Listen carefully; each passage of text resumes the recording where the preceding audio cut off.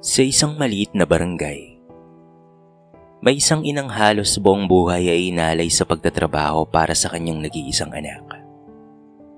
Ang pangalan niya ay Aling Mirna. Hindi siya nakapagtapos ng kolehiyo. Hindi rin siya nagkaroon ng magandang trabaho. Sa loob ng maraming taon, ang kanya lamang kayang pagkakitaan ay ang paglalaba, paglilinis ng mga bahay, at paminsan-minsang pagtitinda ng pagkain. Pero kahit mahirap ang buhay, may isang bagay na hindi kailanman naging mahirap para kay Aling Mirna. Ang mahalin ng anak niyang si Darren. 12 taong gulang si Darren ang unang maisip ni Aling Mirna na kailangan niyang mga ibang bansa. Isang gabi, habang kumakain sila ng simpleng hapunan, napansin niyang tahimik ang kanyang anak. Anak, bakit parang malungkot ka? Tanong niya. Ma, Sagot ni Darren. kailangan ko na raw po ng bagong sapatos sa school. Napatingin si Aling Mirna sa sapatos ng anak. Luma na ito. May punit na sa gilid at ilang beses niya na iyong tinahi. Bibili tayo, anak. Sabi niya. May pera po ba tayo? Napangiti si Aling Mirna kahit alam niyang wala. Meron, anak. Huwag kang mag-alala, ha? Ngunit ng gabing iyon, habang mahimbing nang natutulog si Darren, binuksan ni Mirna ang maliit na lata kung saan niya itinatago ang kanyang ipon. Ilang daang piso pa lamang ang laman nito. Doon niya napagtanto na kahit anong pagtitipid niya, hindi magiging sapat ang kinikita niya para sa kinabukasan ng anak. Makalipas ang ilang linggo, nagdesisyon siyang mag-abroad bilang domestic helper. Nang sabihin niya yun kay Darren, hindi kaagad nagsalita ang bata. Gaano po kayo katagal mawawala, ma? 2 taon lang siguro, anak. Babalik po kayo? Tumango si Mirna. Oo, anak.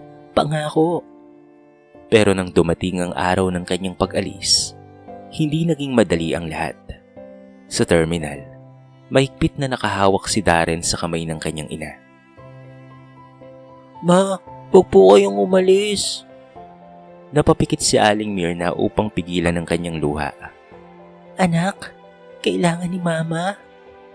Bakit kailangan po? Hindi ba pwedeng dito ka na lang? Wala siyang maibigay na sagot na maiintindihan ng isang bata. Kaya niyakap niya si Darren ng mahigpit. Pupunta lang ako roon, anak. Para hindi mo na kailangang maranasan ang hirap na naranasan ko. Babalik ka po talaga, ma? Babalik ako, anak. Yun ang huling pangakong binitawan niya bago siya sumakay. Sa eroplano, unang beses umiyak si Mirna nang walang pagtatangkang itago ito. Habang papalayo sa Pilipinas, iniisip niya ang anak niyang iniwan. Samantala, sa bahay, nakaupo si Darren sa tabi ng bintana.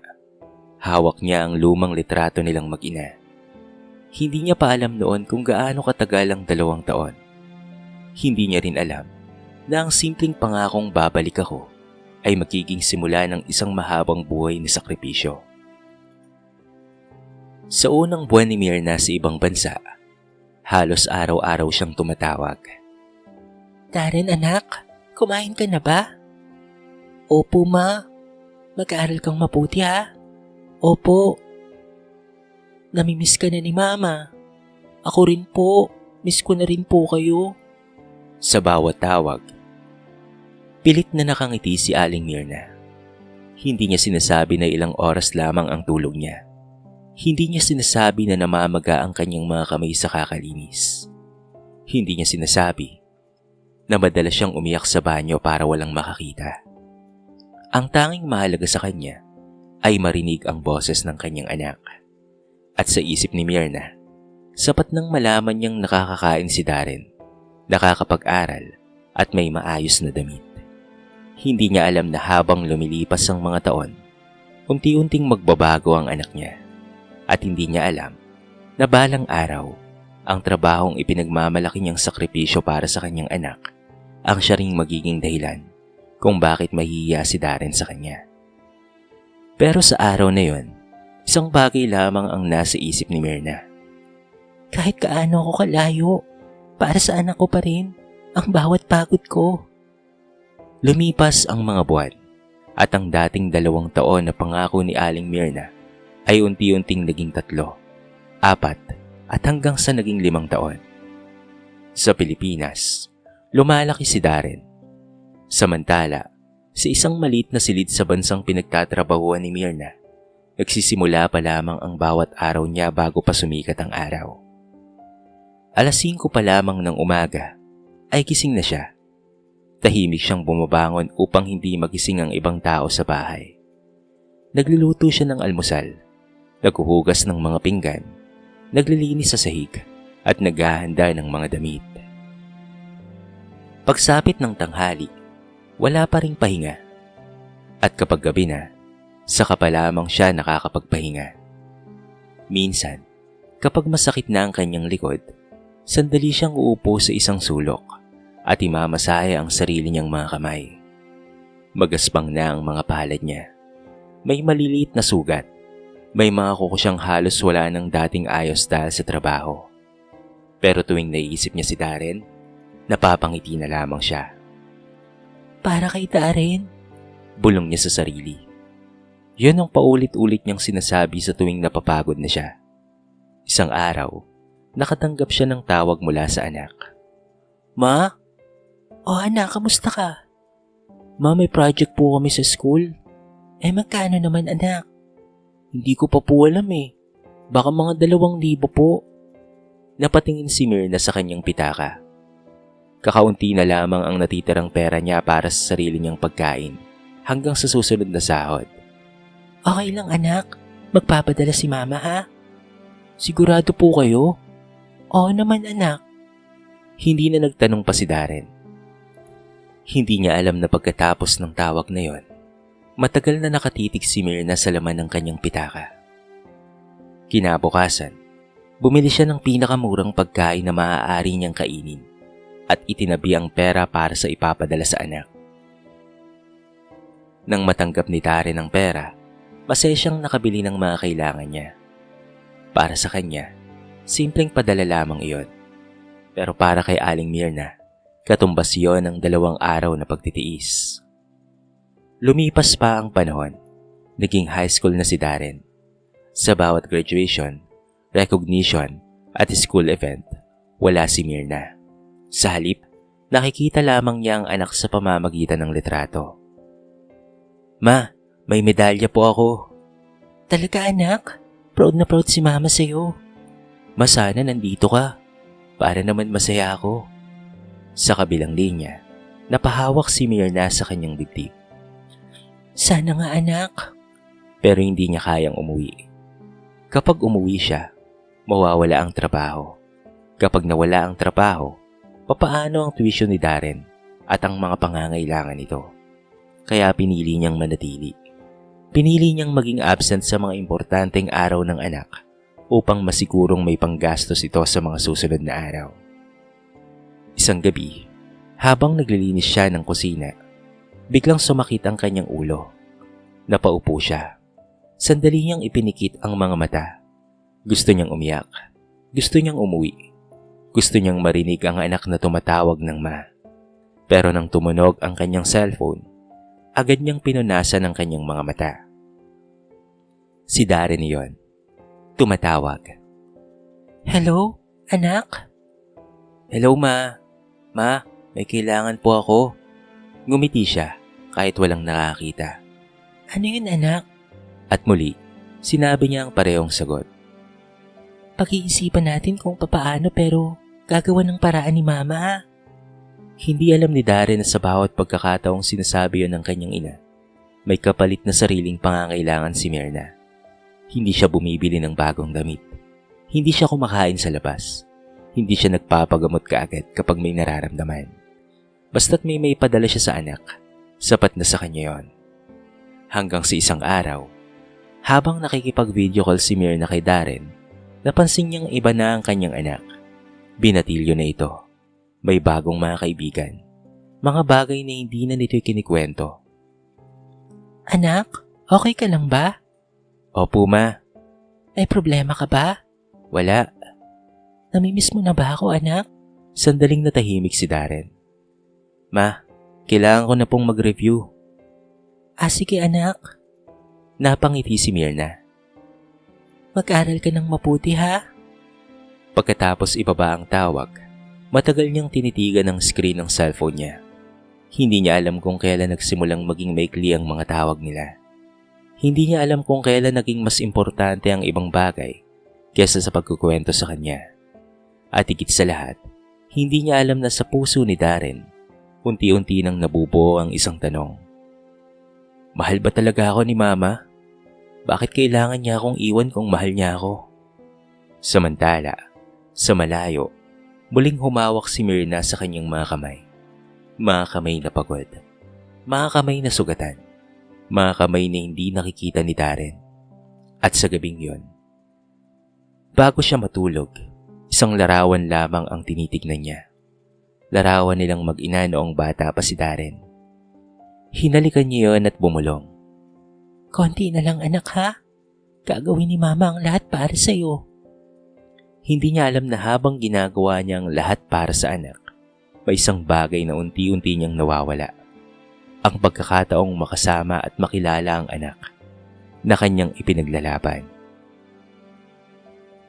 Habang lumalaki si Darren, mas lalo niyang nararamdaman ang pagkakaiba niya sa ibang mga kabataan. Marami sa mga kaklase niya ay kasama ang kanilang mga magulang sa mga school event. May mga ama at inang naghahatid, sumusundo, at dumadalo sa mga programa. Pero si Darren, madalas mag-isa. At nabibili niya lahat ng kanyang mga gusto at mga pangangailangan. Pero nangungulila naman siya sa kanyang ina. Kapag may activity sa paaralan, ang tanging kinatawan niya ay isang kamag-anak na inutusan lamang ng kanyang ina. Hindi niya naman sinisisinoon ang kanyang ina. Pero habang tumatagal at lumalaki siya, nagsisimula na siyang magtanong.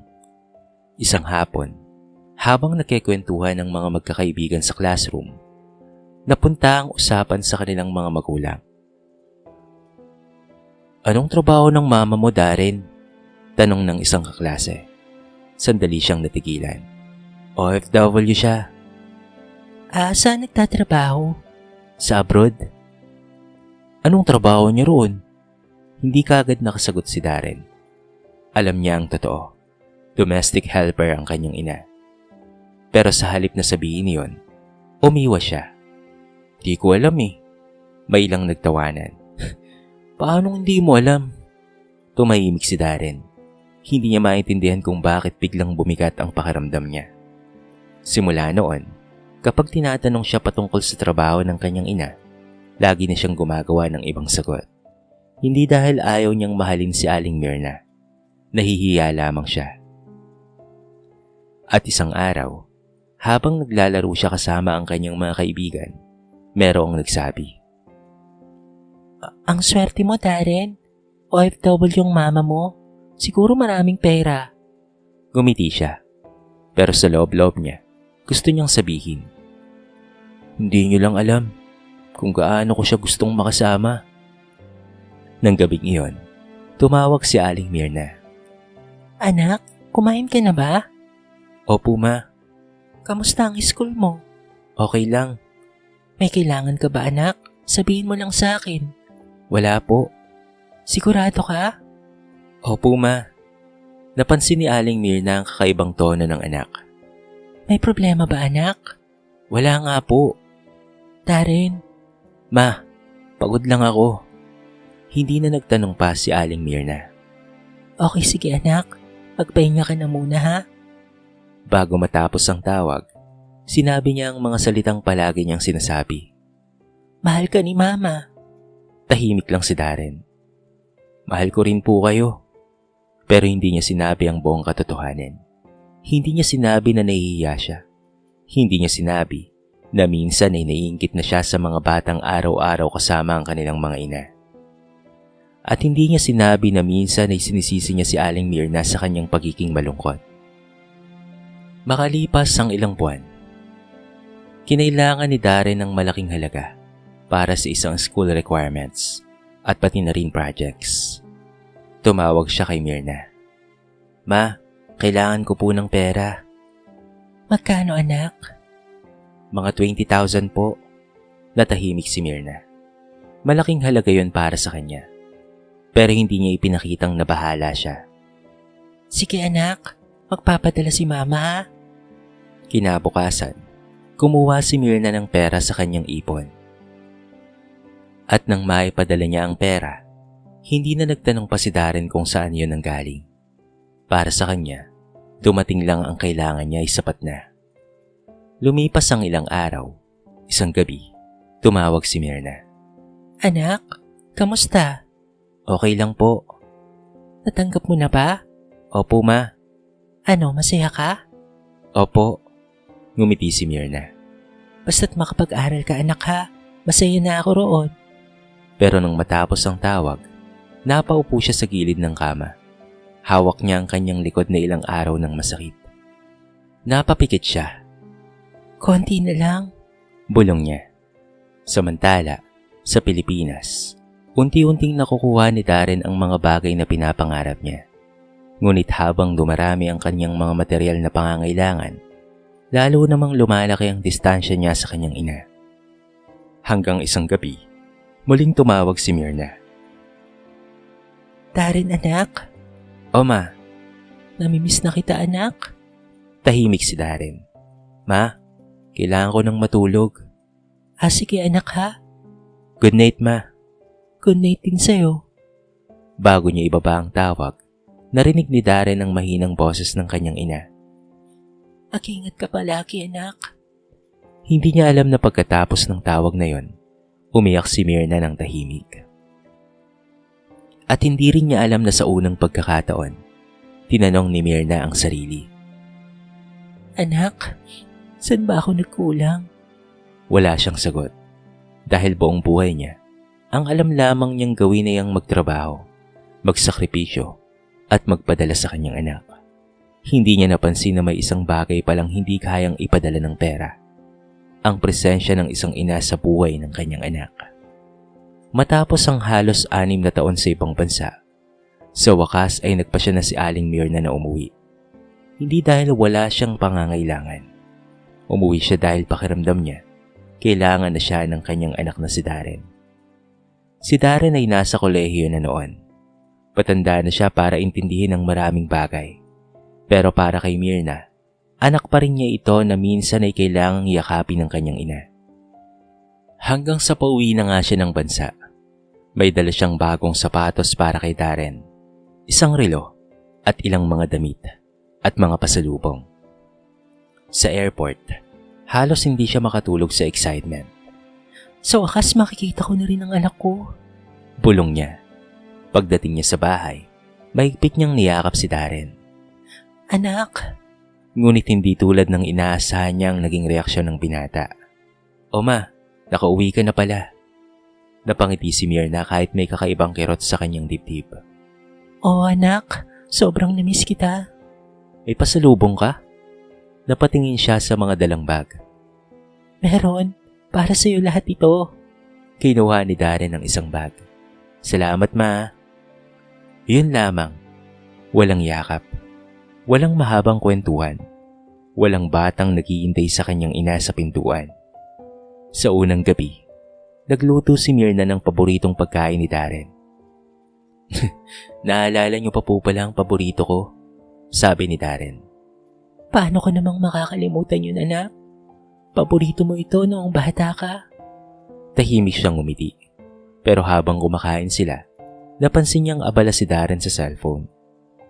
Anak, kamusta ang school? Okay naman po. May mga kaibigan ka? Opo. May girlfriend ka na ba? Napangiti si Darren. Mama naman. Tumawa si Myrna. Sa unang pagkakataon matapos ang maraming taon, nakaramdam siya ng kaunting saya. Ngunit hindi nagtagal. Dahil kinabukasan, narinig niyang may kausap si Darren sa labas. OFW kasi mama ko, sabi nito. Kaya pala. Pero ayoko na sanang magtrabaho siya dun eh.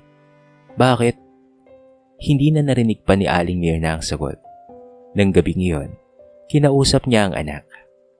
Darren, may problema ba? Wala po. Kung may sama ka ng loob sa akin, sabihin mo anak ha? Wala nga po, Ma. Anak, ramdam ko kasi. Biglang napabuntong hininga si Darren. Ma, bakit ba kailangan mo pang mag-abroad? Natigilan si Mirna. Para sa'yo anak. Pero hindi ko naman po hinihingi ang lahat ng pera mo. Napatingin siya sa anak. Hindi ko naman ginawa yun dahil hinihingi mo anak. Eh bakit? Dahil mahal kita. Gusto ko lang maibigay sa'yo ang mga pangangailangan mo. Tumahimik si Darren.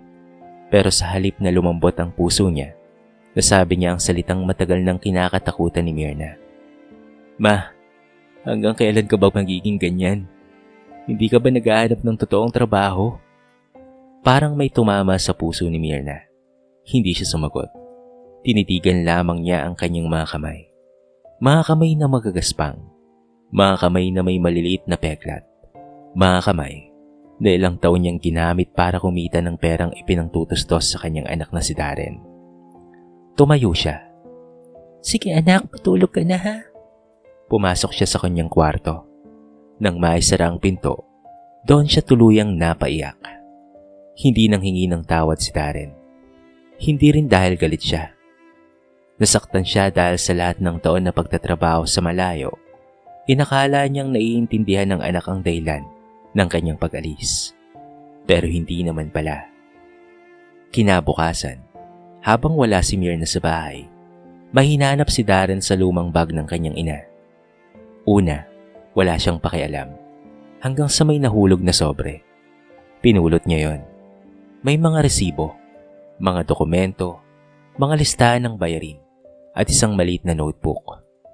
Binuksan niya ito. Sa bawat pahina, may nakasulat na mga gastusin. Tuition ni Darren, baon ni Darren, school project ni Darren, pamasahe ni Darren, pambili ng sapatos at mga gamit.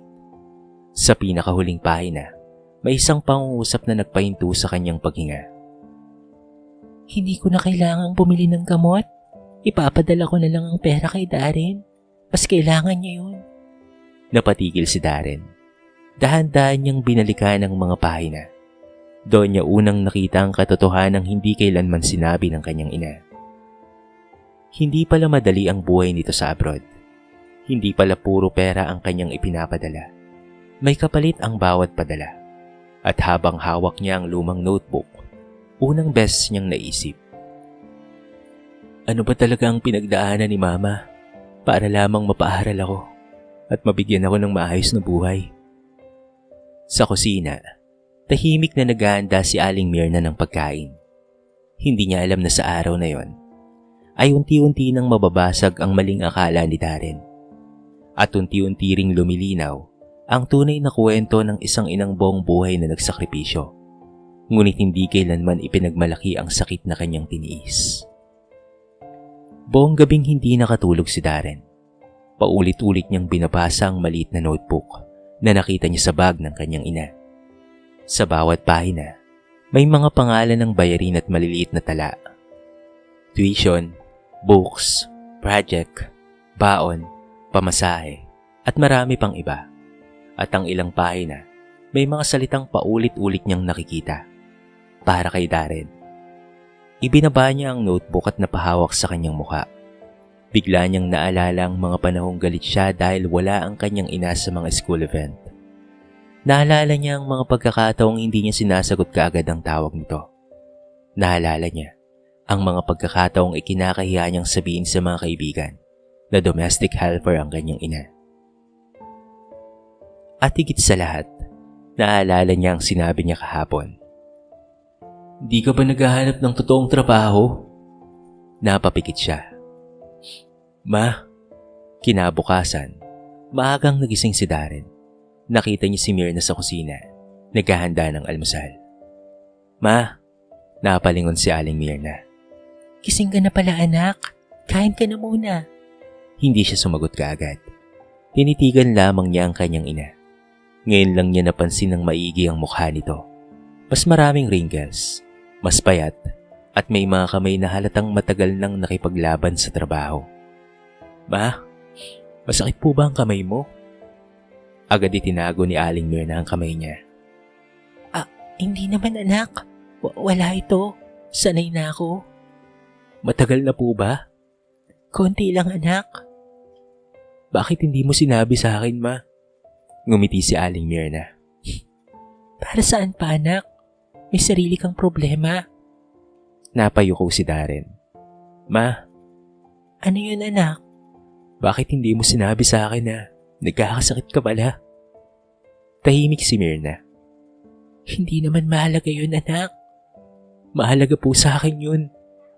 Napatingin siya sa anak. Sa unang pagkakataon, nakita niya ang luha sa mga mata ni Darren. Ma, sorry. Hindi kaagad nakapagsalita si Myrna. Sorry saan anak? Sorry po sa lahat. Lumapit si Darren. Sorry kasi kinakahiya ako ang trabaho mo. Napapikit si Myrna. Sorry kasi iniisip kong pera lang ang binibigay mo sa akin. Napaluha siya. Hindi ko po alam kung gaano po kayo nahihirapan. Umupo si Myrna. Anak? Hindi ko rin po alam na minsan hindi ka na kumakain ng maayos para lang may padala ka. Pero hindi ko ginawa yun para suklian mo. Ginawa ko yun dahil ina mo ako. Pero dapat alam ko po. Tahimik silang dalawa. Ilang segundo ang lumipas bago nagsalita si Myrna. Alam mo Darren, hindi ako nag-abroad dahil gusto kong malayo sa'yo. Tumulo ang luha niya.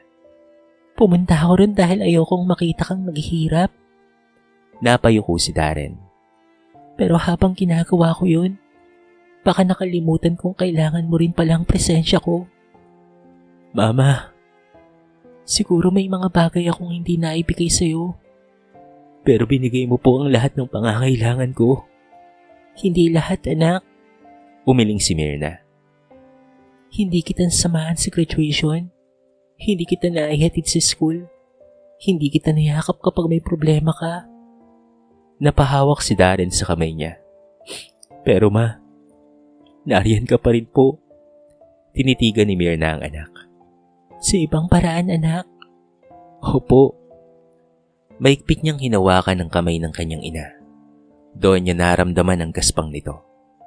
May mga peklat, may mga bakas ng trabaho, may mga kamay na dati niyang hindi pinapansin. Ngayon, para sa kanya, yun ang pinakamahalagang kamay sa mundo. Ma, bulong niya. Itong kamay na to, nagpaaral sa akin. Ngumiti si Myrna habang umiiyak. Hindi anak. Hindi lang dahil sa akin. Dahil din masipag kang mag-aral anak. Tumango si Darren. Salamat po ma. Sa unang pagkakataon matapos ang maraming taon, niyakap niya ng mahigpit ang kanyang ina. At sa yakap na yon, parang nabawi nila ang mga taong hindi nila nais sa buhay ng magkasama. Ngunit hindi pa tapos ang kanilang kwento. Dahil may isang desisyon si Darren na kailangan niyang gawin. Isang desisyong maaaring magbago sa buhay nilang mag-ina. Sa gabing iyon, habang pinagmamasdan niyang natutulog si Aling Myrna, tahimik siyang nangako. Ma, balang araw, ako naman po ang magkahalaga sa iyo. Makalipas ang ilang buwan, unti-unting nagbago ang buhay ni Myrna at Darren. Hindi naging madali ang lahat. May mga problemang dumating. May mga panahong kapos pa rin sila. At may mga bagay na hindi basta-bastang naaayos sa isang pag-uusap. Pero may isang malaking pagbabago. Hindi na nag-iisa si Myrna. Nang matapos ang pag-aaral ni Darren, nagsimula siyang maghanap ng trabaho. Hindi man kalakihan ang unang sahod niya, pero determinado siyang tumulong sa bahay. Noong una niyang matanggap ang kanyang sweldo, bumili siya ng ilang mga pangunahing pangangailangan. At bago siya gumastos para sa sarili, may una siyang binili. Isang bagong pares ng sapatos para kay Myrna. Ma, Ano ito anak? para sa iyo po. Binuksan ni Mirna ang kahon. Napatitig siya sa bagong sapatos. Bakit mo naman ako binila nito anak? Luma na po kasi ang sapatos niyo. Pwede pa naman ito. Ma, ilang taon mo nang sinasabi yan? Napangiti si Mirna. Hindi naman kailangan. Kailangan po, ma. Umupo si Darren sa harap niya. Ang dami niyo pong binili para sa akin noon. Ngayon po, ako naman po. Napaluha si Mirna. Hindi dahil sa presyo ng sapatos, kung hindi dahil sa pakiramdam na sa wakas, may anak siyang nakakaunawa sa kanyang mga sakripisyo. Makalipas ang ilang panahon, nakahanap si Darren ng mas maayos na trabaho. Hindi man siya yumaman kaagad, natutunan niyang maging responsable. Tuwing sahod, may nilalagay siyang bahagi para sa bahay. May bahagi para sa pang-araw-araw nilang pangangailangan. At may bahagi siyang itinatabi para sa isang pangarap. Ang pangarap niyang hindi na kailangang mag-abroad muli ang kanyang ina. Isang gabi, habang naghahapunan sila, sinabi niya yon. Ma, huwag ka nang bumalik sa abroad ha. Napatingin si Mirna. Bakit anak? Ako na lang po ang bahala. Anak, baka mahirapan ka. Mas gugustuhin ko pong mahirapan dito kasama ka. Kesa kumita naman po ng malaki pero malayo ka. Tahimik si Mirna. Hindi niya inaasahan ang mga salitang iyon mula sa kanyang anak na minsan ay hindi man lamang makausap sa telepono. Sigurado ka anak? Opo. Napangiti si Darren. Hindi ko po kayang tumbasan ang lahat ng ginawa mo para sa akin, ma. Hindi ko naman iniingi sa'yo yun. Alam ko po. Hinawakan niya ang kamay ng kanyang ina. Pero gusto ko pong maramdaman niyo na hindi po nasayang ang lahat. Napaluha si Mirna. Anak? Ma, may trabaho po ako. May pangarap ako. At higit sa lahat, nandito ka, kasama ko. Ilang sandali silang parehong tahimik. Sa labas ng kanilang bahay, naririnig ang mga batang naglalaro at ang mga kapitbahay na nagkikwentuhan. Dati kapag naririnig ni Darren ang mga taong nagtatanong patungkol sa trabaho ng kanyang ina, talaga namang nahihiya siya. Ngayon, iba na. Kapag may nagtatanong, Darren, ano pala trabaho ng mama mo? ngumingiti na siya. OFW siya noon, domestic helper. At kapag may sumunod na tanong kung bakit niya ipinagmamalaki, simple lamang ang kanyang sagot. Dahil siya ang dahilan kung bakit ako nakarating rito. Hindi na siya nahihiya dahil natutunan niyang walang maruming trabaho kapag marangal ang dahilan. Lumipas pa ang mga taon. Isang umaga, nakita ni Darren si Mirna na nakaupo sa harap ng bahay. Tahimik itong nakatingin sa mga kamay niya. Lumapit siya. Ma? Bakit anak? Salamat po ha. Para saan anak? Sa lahat-lahat po. Ngumiti si Mirna. Darren, sapat na sa akin na maputi kang tao.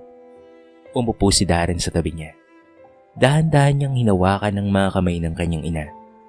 Mga kamay na minsang hindi niya pinansin. Mga kamay na naglinis ng sahig sa ibang bansa hanggang sa mangalay. Mga kamay na nagpadala ng pera upang may pangarap siyang maabot. At ngayon, mga kamay na hawak na niya ng buong pagmamalaki. Ma, sabi niya, ipinagmamalaki po kita. Napangiti si Mirna. Pasensya na po ma, kung ikinahiya ko po noon ang trabaho ninyo. Pero ngayon alam ko na po, maikpit niyang niyakap ang kanyang ina. At sa yakap na yon, parang tuluyang nawala ang distansyang ilang taon nilang pinagdaanan. Hindi na mahalaga kung ilang taon ang nawala. Dahil ang mahalaga, nagkaroon sila ng pagkakataong magpatawad, umunawa, at muling maging mag-ina. At mula noon, kapag may nakakakita sa mga mag-inang magkakasamang naglalakad sa kanilang barangay, hindi na si Darren ang nauunang maglakad. Siya na ang nasa tabi ng kanyang ina. Minsan, hawak niya ang kamay ni Mirna. At kung may isang bagay siyang natutunan sa lahat ng pinagdaanan nila, ito iyon. Hindi lahat ng sakripisyo ay nakikita kaagad. May mga inang tahimik na lumalaban sa malayo, habang ang anak ay lumalaki nang hindi alam kung gaano kasakit ang bawat araw na wala sila. At may mga kamay na mukhang pagod, magaspang at sugatan. Pero yun pala ang mga kamay na buong buhay kang itinutulak patungo sa magandang kinabukasan. Para kay Darren, ang mga kamay ni Myrna ay hindi na lamang kamay ng isang OFW. Iyon na ang kamay ng kanyang ina. At yun ang mga kamay na habang buhay niyang ipagmamalaki. Makalipas ang ilang taon, hindi na kailanman muling nag-abroad pa si Aling Myrna. Si Darren naman ay patuloy na nagsisikap sa kanyang trabaho. Hindi niya nakalimutan ang mga taon ng paghihirap ng kanyang ina. Sa tuwing nakakatanggap siya ng sahod, unang iniisip niya ang pangangailangan ni Myrna. Isa siyang anak na natutong hindi masukat ang pagmamahal ng magulang sa dami ng perang na ibibigay nito. Dahil may mga pagmamahal na hindi nasusukat sa halaga ng padala. Nasusukat ito sa mga gabing walang tulog, sa mga hapunang ipinagpapaliban, sa mga pangarap na isinasantabi, sa pangungulilang tiniis, at sa isang pares ng kamay na patuloy na nagtatrabaho kahit pagod na. Sa huli, hindi pera ang pinakamalaking pamana ni Myrna kay Darren, kung hindi ang aral na ang tunay na pagmamahal ay marunong magsakripisyo nang hindi naghihintay ng kapalit. At natutunan naman ni Darren ang isang bagay na sana'y matutunan rin ng maraming anak. Huwag hintaying tumanda ang mga kamay ng iyong ina bago mo mapansin kung gaano karaming bagay ang ginawa ng mga iyon para sa'yo. Dahil minsan, ang mga kamay na hindi natin pinapansin ang siyang dahilan kung bakit tayo nakakatayo ngayon. At para kay Darren, habang buhay niyang iingatan ng mga kamay na yon, ang mga kamay ng kanyang ina, ang mga kamay na minsan niyang hindi nakilala, ngunit siya palang buong buhay na kumalinga sa kanya. Ang kwento ni na Aling Myrna at Darren ay nagpapaalala na hindi lahat ng sakripisyo ng isang magulang ay nakikita ng anak. May mga magulang na kailangang lumayo, magtrabaho sa ibang bansa at tiisin ng pagod at pangungulila. Hindi sa dahil ayaw nilang makasama ang kanilang pamilya, kung hindi dahil gusto nilang mabigyan ito ng magandang kinabukasan. Huwag nating husgahan ang trabaho ng isang tao. Walang marangal na trabaho na dapat ikahiya, lalo na kung ginagawa ito ng tapat para sa pamilya. Para naman sa mga anak, pahalagahan ng mga magulang habang nariyan pa sila. Huwag hintaying mawala sila o tumanda bago natin mapansin ang lahat ng kanilang ginawa para sa atin. At para sa mga magulang, tandaan na hindi lamang pera ang kailangan ng isang anak. Mahalaga rin ang oras, presensya, pakikinig at pagmamahal. Dahil sa huli, ang pinakamahalagang yaman na maibibigay ng isang magulang ay hindi bahay, pera o material na bagay, kung hindi ang pagkakataong maramdaman ng anak na mahal siya at hindi siya nag-iisa. Huwag mong ikahiya ang kamay na nagtatrabaho para maabot mo ang pangarap mo. Baka balang araw, yun din ang kamay na pinakamimithi mong mahawakang muli. Dito na po nagtatapos ang ating mixing kwento sa araw na ito. Sana po ay nagustuhan nyo at sana po ay kinapulutan nyo ng maraming aral. Kayo mga kabarangay, ano ang masasabi nyo sa ating kwento? I-comment nyo naman po sa baba ang inyong mga reaksyon at papasahin natin ang lahat ng yan. I-comment nyo na rin kung taga saan kayo para naman malaman ko kung hanggang saan nakaabot ang video na ito. Paki-like and share na rin po ang ating kwento para mapakinggan rin ng iba. At kung bago ka pa lamang sa ating channel, baka naman pwedeng pakihit ang subscribe button at bell notification button para palagi kang updated sa mga bago nating upload na katulad nito. So paano mga kabarangay? Hanggang sa muli, thank you so much and peace out.